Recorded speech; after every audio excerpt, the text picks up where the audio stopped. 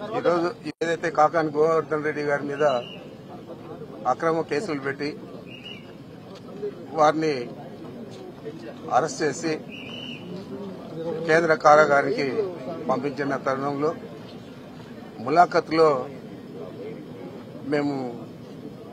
నేను కేతిరెడ్డి వెంకటరామరెడ్డి అనంత వెంకటరామరెడ్డి ముగ్గురు కూడా వారిని కలవడం జరిగింది.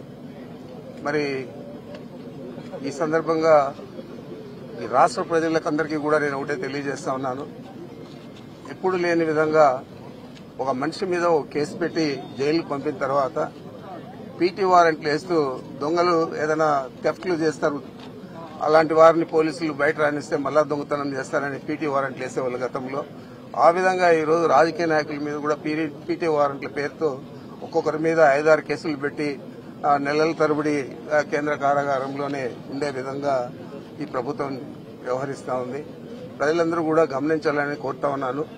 ఇలాంటి పరిస్థితులు గతంలో ఎప్పుడైనా నెలకొన్నాయా ఒకసారి మీరందరూ కూడా ఆలోచన చేయాలా. ఎందుకంటే నేను దాదాపు 10 ఎన్నికలు చేశాను, 7 సార్లు ఎమ్మెల్యేగా ఉన్నాను. ఎప్పుడు కూడా చూడలేదు, ఏ ముఖ్యమంత్రి కూడా ఈ మాదిరి వ్యవహారం చేస్తుంది నేను చూడలేదు. మరి ఈరోజు చంద్రబాబు నాయుడు అత్యుత్సాహంగా ఎవరైతే వైఎస్ఆర్ కాంగ్రెస్ పార్టీలో కీలకంగా పనిచేస్తూ ఉన్నారో వారందరినీ టార్గెట్ చేసి ఈ విధంగా కేసులు పెట్టడం అనేది చాలా దుర్మార్గం. తప్పకుండా దీనికి ప్రతిఫలం తప్పనిసరిగా మీరు కూడా అనుభవిస్తారని చెప్పి నేను తెలుగుదేశం పార్టీ నాయకులను ముఖ్యంగా చంద్రబాబు నాయుడికి తెలియజేస్తా ఉన్నాను.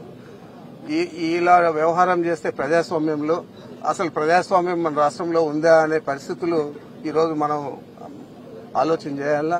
మరి ప్రజాస్వామ్యబద్దంగా ప్రజాస్వామ్య ప్రభుత్వాన్ని నడపాల్సింది పోనిచ్చి కొంతమందిని వ్యక్తులను టార్గెట్ చేసి ఈ విధంగా కేసులు పెట్టడం అనేది చాలా దుర్మార్గం, దురదృష్టకరం.